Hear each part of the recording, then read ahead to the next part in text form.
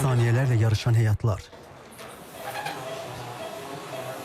İllərdir gözləyən donor növbələri. Və tibbin ən çətin sınağı transplantasiya. Hazırda əməliyyat otağında növbəti ürək əməliyyatı icra olunur. Lakin bu ünvan Dövlət Gömrük Komitəsinin mərkəzi hospitalı artıq daha böyük bir missiyaya hazırlaşır. Təbii ki, bu ünvanda bir neçə ildir ürək əməliyyatları həyata keçirilir. Bizim də hazırda həkimlərin geyinmə soyunma otağındayıq və digər qapı arxasında isə ürək əməliyyatı həyata keçirilir və Nazirlər Kabinetinin son qərarı ilə isə təbii ki, ürək transplantasiya da bu ünvanda həyata keçiriləcək. Həkimlə bizim müsahibəmiz olacaq. Təbii ki, suallarımızı da əməliyyat otağında aldığımız üçün biz indi geyimimizi dəyişib əməliyyat otağına daxil olacağıq.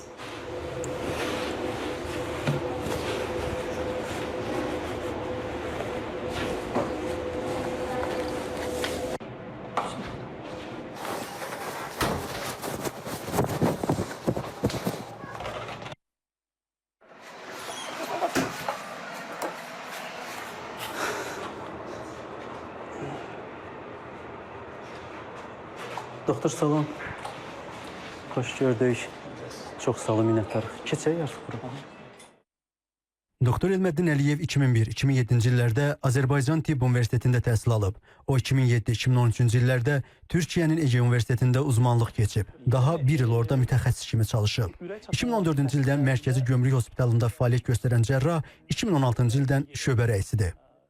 16 ildir artıq açıq ürək əməliyyatları bizim mərkəzimizdə icra olunur. İcra olunan əməliyyatlar geniş şaxəlidir. Yəni həm uşaqlarda mürəkkəb əməliyyatlar aparılır, həm yetişkinlərdə mürəkkəb əməliyyatlar mərkəzimizdə həm açıq ürək əməliyyatları, həm periferik damar xəstəlikləri ilə bağlı cərrahi müalicələr şöbəmizdə icra olunur. Amma bu ürək çatılmazlığının tam müalicəsi, yəni qızıl standartı orqan köçürülməsidir, ürək köçürülməsi əməliyyatıdır.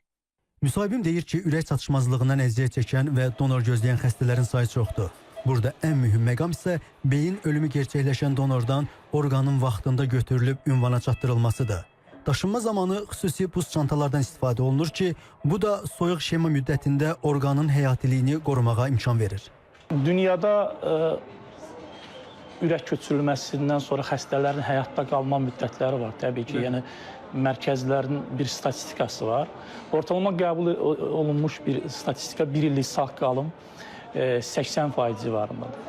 Mən təhsil aldığım Ege Universitetində də orada da 1 illik sağ qalım 89%-ə qədər yüksəlmişdi.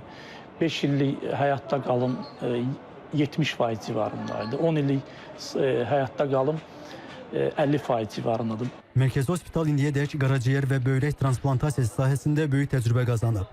Hətta ötən il regionda ilk dəfə meyit donordan qaraciyər köçürülməsi uğurla icra edilib.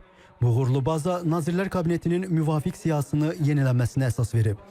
Keçən il bizim hospitalda 51 qaraciyər transplantasiyası əməliyyatı, o cümlədən 10 deməli meyit donordan götürülmüş qaraciyər transplantasiyası əməliyyatı və 65 böyrək transplantasiyası, 12 onlardan 12'si meyit donordan götürülmüş böyrək transplantasiyası əməliyyatı icra edilmişdir.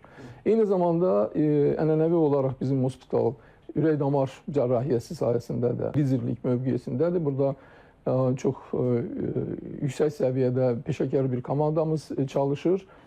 Qeyd edək ki, Nazirlər Kabinetinin son qərarı ilə orqan transplantasiyası şəbəkəsi daha da genişlənib. Beləliklə, Gömrük Hospitalı Ürək, Respublika Diaqnostika Mərkəzi isə kök hüceyrə transplantasiyası ilə pasiyentlərin xidmətində olacaq.